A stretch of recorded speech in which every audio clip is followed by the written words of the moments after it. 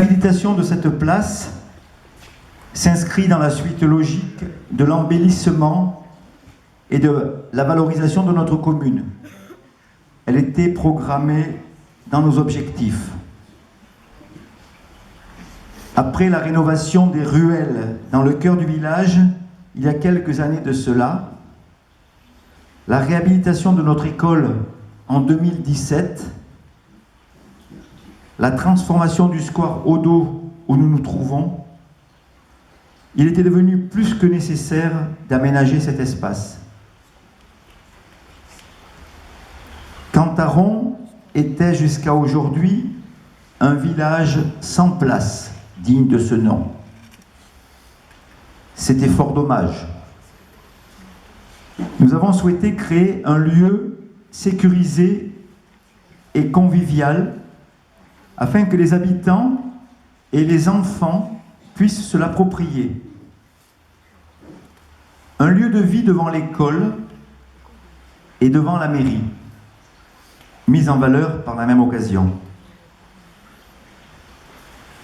La place s'inscrit en fait dans le prolongement du village et s'étend de la fontaine à l'entrée des carrières, traversée par la grande rue. Certes, il a fallu persuader certains du bien fondé et de l'utilité de ce projet, eu égard à la modification de quelques habitudes de stationnement prises depuis tellement d'années. D'où la création, parallèlement et en compensation, d'un parking sécurisé à l'entrée du chef-lieu. Pour ce projet, nous avons fait appel à un architecte de la vallée, M. Kegel, qui est parmi nous aujourd'hui. Il est là. Et c'est l'entreprise PRPT, représentée ici aujourd'hui par M. Pinelli, qui est là aussi, qui a exécuté les travaux avec beaucoup de sérieux et d'écoute, il faut le dire.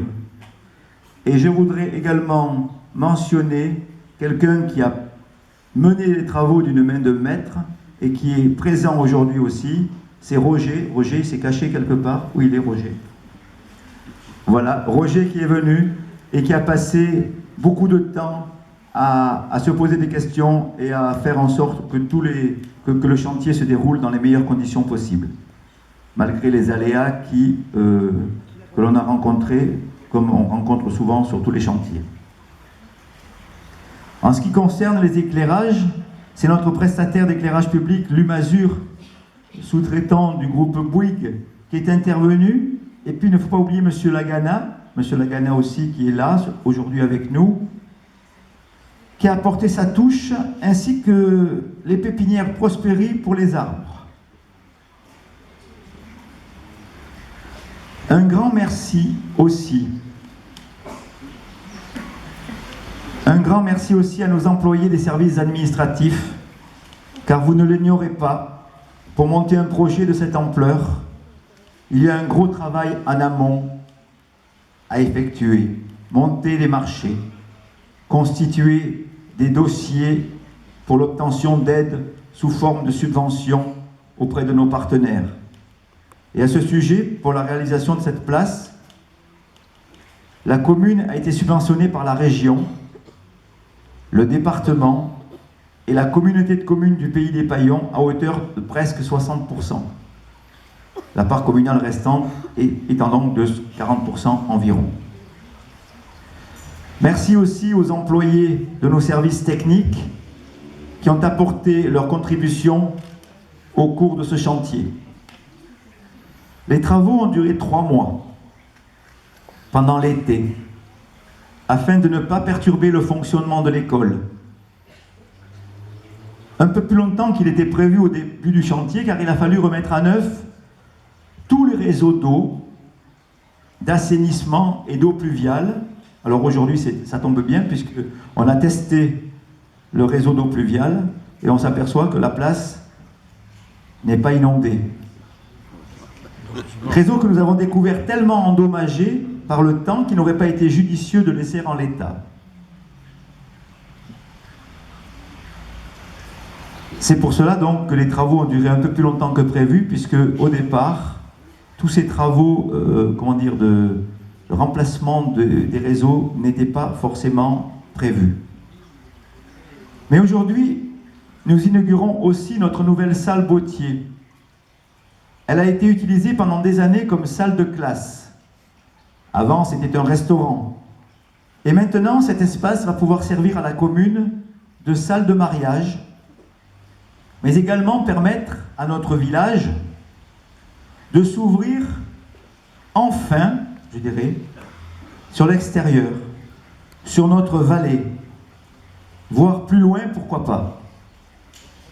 En effet, il est prévu que cette salle reçoive des expositions, des conférences. Elle a donc été équipée en ce sens. Des sanitaires, une petite cuisine pour préparer les lunchs et les cocktails qui sont de mise lorsqu'il y a des expositions. Les travaux ont été réalisés par les entreprises SRV pour ce qui est maçonnerie, carrelage, Lagana pour tout ce qui est électricité, mais aussi par nos employés communaux pour la constitution, la création de la cuisine, les peintures et les finitions. Pour réaliser cet équipement, la commune a été subventionnée à hauteur de 50% par la communauté de communes du Pays des Paillons dans le cadre des fonds de concours. Alors, comme vous avez pu le voir, une première exposition de peinture et de sculpture est d'ailleurs en place depuis aujourd'hui, vous l'avez vu tout à l'heure, et se tiendra pendant tous les après-midi de la semaine qui vient.